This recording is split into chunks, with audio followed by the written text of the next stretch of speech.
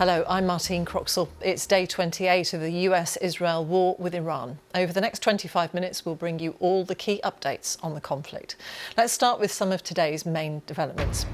Marco Rubio says the US is on the verge of achieving its war aims and expects the operation to end in weeks, not months. Meanwhile, the White House is reportedly planning to send 10,000 more troops to the Middle East, supported by fighter jet squadrons and armoured vehicles. President Trump says indirect talks with Tehran are going very well and postpones plans to start destroying Iranian energy plants by another 10 days. The BBC gains rare access to civilians in Tehran trapped between a relentless bombing campaign and a repressive regime. The war keeps delivering shocks to the global energy markets, with oil surging to more than $110 a barrel. In Lebanon, the UN warns there's no safe space for civilians, even in Beirut, as Israel continues its offensive against Hezbollah. Well, over the coming minutes, we will be live with our correspondents across the region and around the world. We'll have analysis from our specialists in our London newsroom, and we'll take a look at the defining moments of a month of war.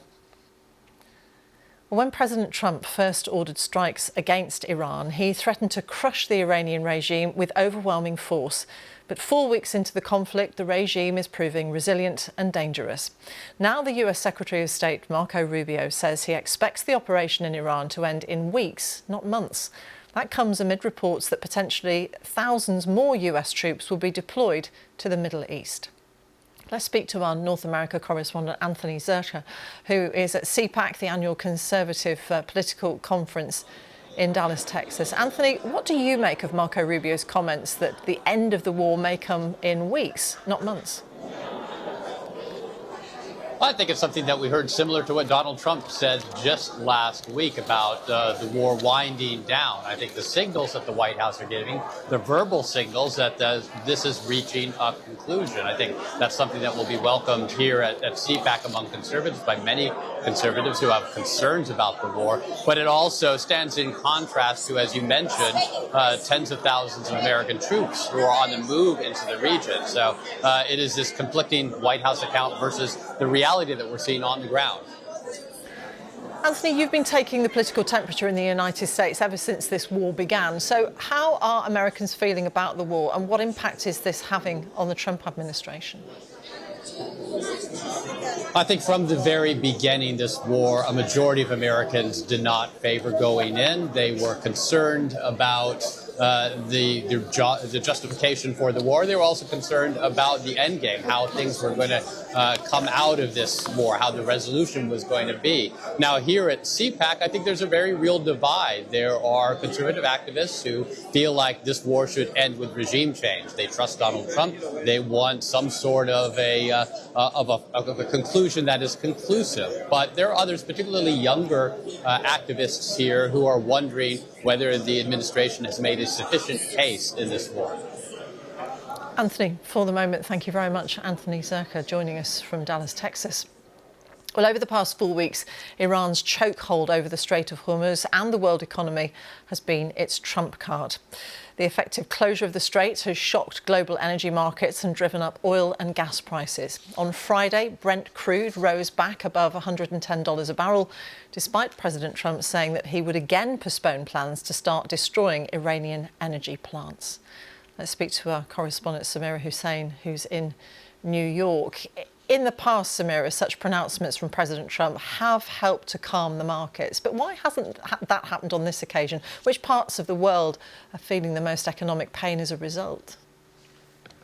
In terms of what's happening on oil markets right now, what is really concerning is the fact that there are 2 Chinese commercial tankers that were prevented from going through the Strait of Hormuz. This is concerning because China is an ally of Iran and had previously been allowing some ships of some of their allies, like India, like China, to be passing through that Strait of Hormuz. But the fact that we're now seeing that these 2 ships were prevented, that has really spooked oil markets and traders on oil markets, really believing that perhaps this is a new escalation in terms of this, of closing that crucial waterway that represents about 20% of global energy supplies that go through that. So that's why you're seeing so much concern. In terms of where the biggest energy impacts are, you certainly see it all across Asia. And because so much of the energy that comes through that strait goes to Asian countries. And so you're seeing, the Philippines, for example, declaring a state of emergency. You have mandatory days off in Sri Lanka. You have massive LNG shortages in India. That's all having a cascading impact right across their economies. Samira, thank you very much. Samira Hussein in New York. Well, Donald Trump's decision to pause any attack on Iranian energy plants for a further 10 days could be a pivotal moment in the war. The Iranian regime is dramatically outmatched militarily, but 4 weeks into the conflict, it is still managing to maintain its grip on power, wreak chaos across the Middle East and inflict pain on the global economy. It's in this context that many viewers and listeners are asking when the war may actually come to an end. Let's join our diplomatic correspondent, James Landale. James, a month into this war then, how much room do you see for a diplomatic end to the fighting sometime soon? Well, it's certainly possible. Donald Trump has given himself a little bit of extra time to engage in some diplomacy. The 10-day pause and attack on energy infrastructure certainly gives him that, if that's what he wants to do. Certainly messages are being passed between the Americans and the Iranians through intermediaries, primarily Pakistan. But at the moment, both sides seem to be exchanging maximalist lists that seem pretty unreconcilable. So there's still a vast gap between them on the diplomatic front, but there's still the possibility there may be some talks. But at the same time, this pause also gives Donald Trump more time to gather and assemble more military force, if that's what he wants to do. Remember, there's a huge amount of military troops already en route. There's this extra report of 10,000 extra troops being deployed. So potentially Donald Trump is also giving himself military options. And the problem he's got now, though, is that diplomatically, the Iranians control the Strait of Hormuz, and that is their trump card. That is what they are continuing to hold firm over. And the Americans are finding it really difficult to deal with that. So it's a tough decision they've got. Do they escalate, as some in Israel want? Do they negotiate, as many of the Europeans want? Or do they just announce victory and retreat? All of those options have costs. James, thank you very much. James Landale, our diplomatic correspondent.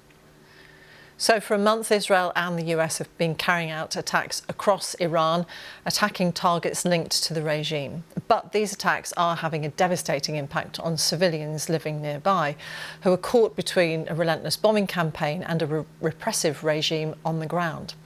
Well, the BBC has gained rare access inside Tehran, but without permission from the authorities. Here's part of an exclusive report that captures the devastation in the aftermath of a strike on the capital. This is the scene days after the attack. What stood here is now gone. Dozens of families lived in this building. Some still waiting for news of their loved ones, trapped beneath the rubble.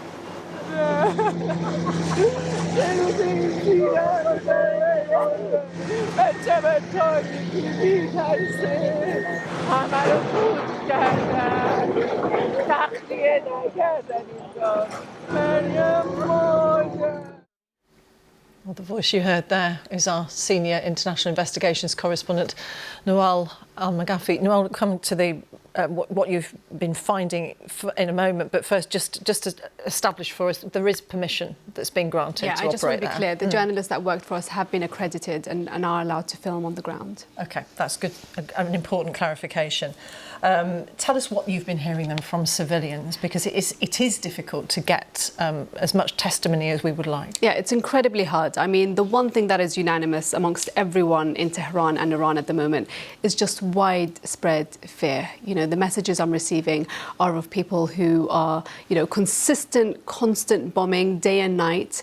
They don't know what's going to be attacked, when it's going to be attacked and where. There are no sirens, there are no safe houses, and they don't know what the targets are. I mean, we report on besieged sites that have been attacked, the militia that's connected to the IRGC. We also report on police stations, but we've heard of IRGC commanders' homes being attacked, safe houses being attacked, military universities being attacked, and so they don't know where the targets are. If you're living near one of them, and Tehran is a densely populated city, you will be feeling the impact of these attacks. Part of our report talks about the weapons that have been used, and weapons experts saw the damage in the attacks we focused on and said they're using Mark 80 series bombs. They are as heavy as 2,000 pounds. When these bombs drop in a densely populated area, their impact is so severe. And people aren't just fearing the bombs from the air, they're also terrified of the authorities on the ground.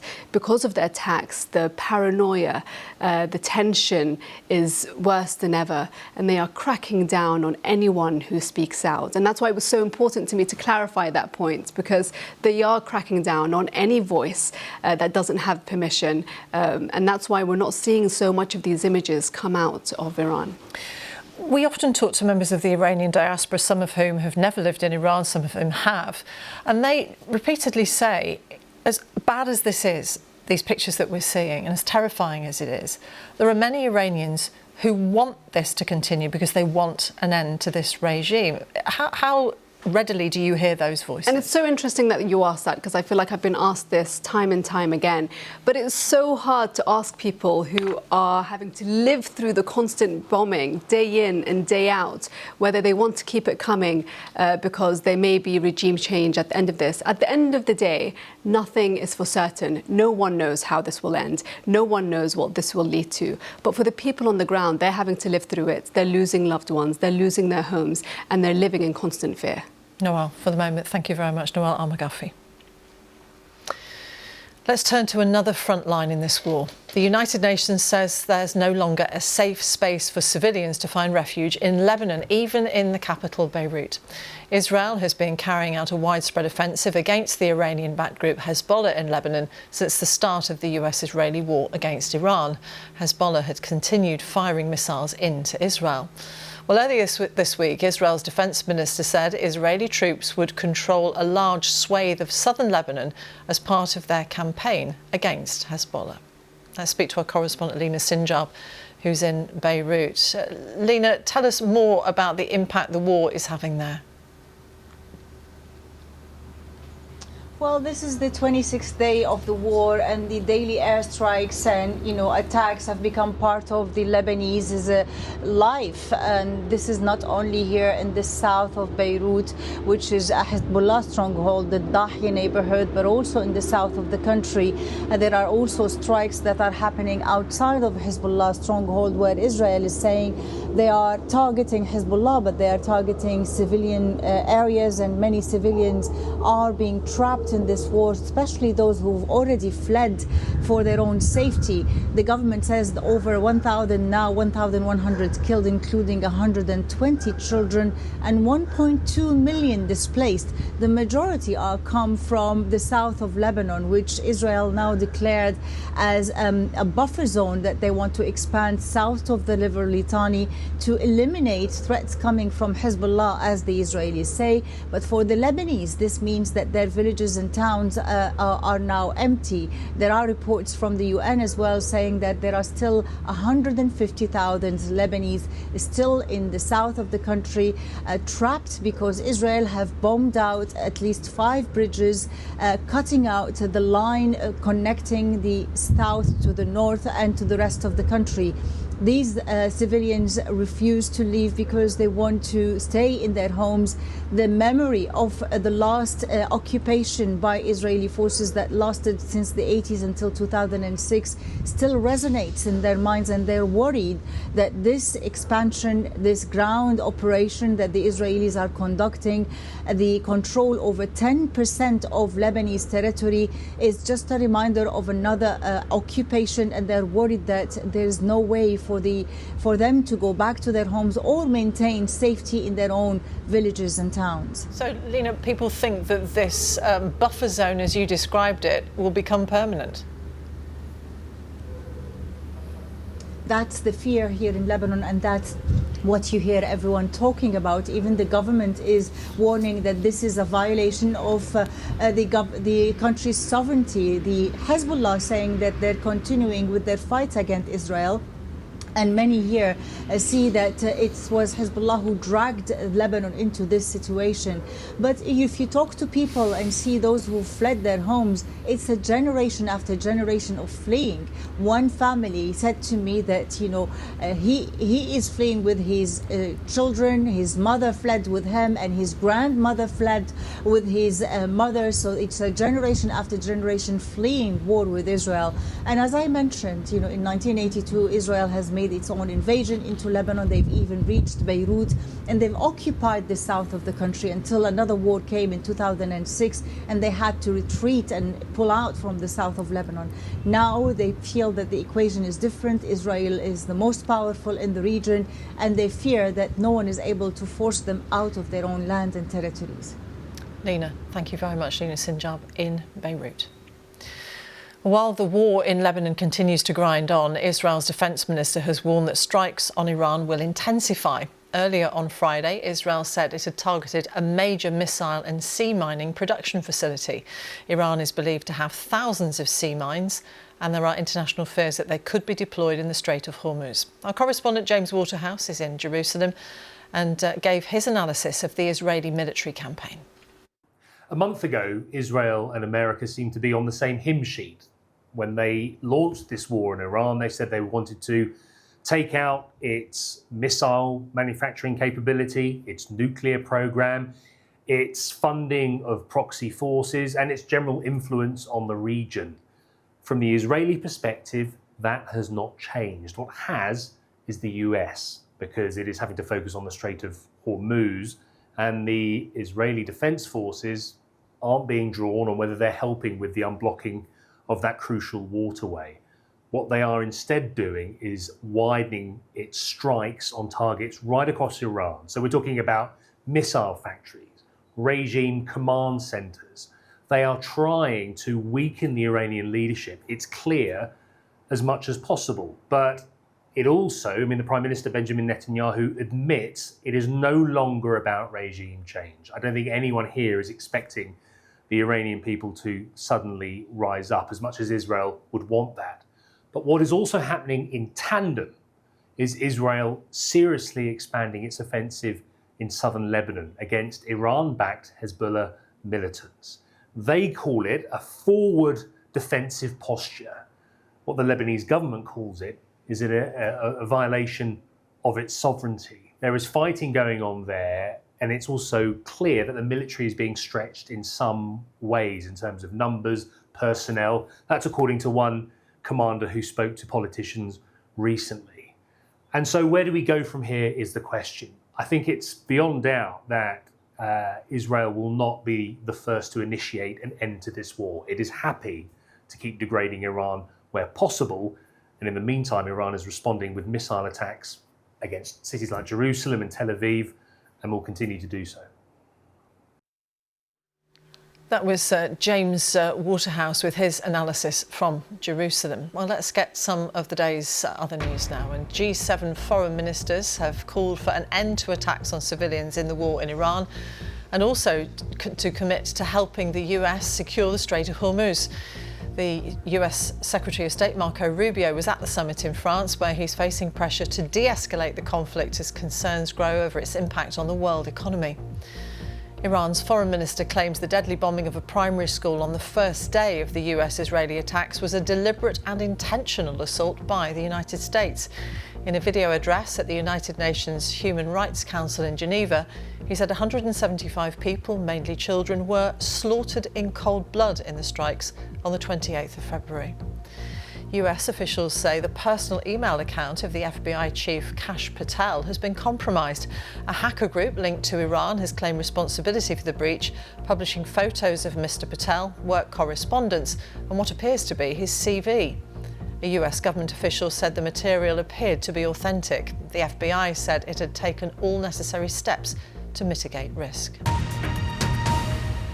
Let's focus once again then on the Strait of Hormuz, one of the world's busiest oil shipping channels, which has found itself at the heart of this conflict. Right now, it's effectively closed, with Iran deciding which ships can get through, and the impact of that restriction is being felt worldwide.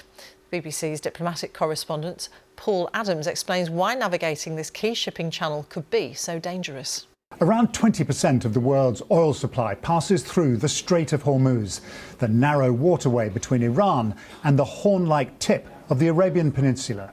Right now, it's effectively closed, with Iran deciding which ships can pass through, and the impacts are being felt worldwide. But why is it so dangerous to pass through the Strait of Hormuz? Well, look at the geography. At its narrowest, it's about 21 miles across, and Iran's coastline is mountainous, good terrain from which to launch surprise attacks on ships passing nearby. The main shipping corridors are closer to the coast of Oman, but Iranian drones and missiles could cover those distances in no time. Iran also has large numbers of fast boats and naval drones that could be launched from bases along the coast to intercept or attack vessels. And there's a bunch of islands controlled by Iran, scattered about the strait and its western approach, also places from which attacks could be launched. Finally, there's the fear of mines lurking under the water. No one really knows exactly what's out there, but there could be some tethered to the seabed and others capable of being remotely detonated. If these threats can be minimized, then some countries may be willing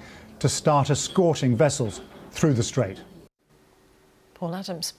Well, threats to the Strait of Hormuz have dramatically pushed up global energy prices. BBC Verify's Ben Chu has looked at what else isn't making it through the strait and what impact this may have on the price of everyday goods. There's been a lot of focus on the interruption to global oil and gas supplies due to the collapse in shipping through the Strait of Hormuz, but exports of other vital materials through the waterway are also being disrupted by the US-Israel war on Iran. So let's look at three and examine how a shortage of them could soon impact our lives. First, fertilizers. Around a third of the world's fertilizers normally pass through the Hormuz Strait, and as this shows, since the conflict began, outbound fertilizer shipments through the waterway have collapsed, and these are vital for global food production. And some analysts warn this could push up global wheat prices significantly. The Kiel Institute says it could be as much as 4.2%, and fruit and vegetables by 5.2%. Second, helium, which is crucial in the production of electronics like your smartphone. A third of global shipments of this gas normally come from Qatar, whose giant Ras Laffan plant has shut down production after Iranian strikes. The gas is used in the production of semiconductors, which are then processed into the microchips used in computers, vehicles, and household appliances. Now, helium is also used to cool the magnets in MRI scanners used in hospitals. Analysts have warned a helium shortage could push up the cost of a host of cutting-edge technologies. Third, petrochemical derivatives. Products like methanol and ethylene are used to make medicines, including painkillers, antibiotics, and vaccines. These are derived from oil and gas and are produced in great quantities for export by countries in the Gulf. And they mainly use the Strait of Hormuz to export them by ship to countries such as China and India, where they're used to manufacture drugs before they're exported to places like the UK and the US. Some analysts have warned the price of medicines could ultimately rise as a result of the disruption in the Strait of Hormuz. So what this underlines is that the potential global economic impact of this conflict goes far beyond just the price of energy. Ben Chu from BBC Verify. Whether you're joining us on YouTube, TikTok, Sounds, radio or TV, thank you for your time. We'll be back again same time tomorrow with the Iran War Today.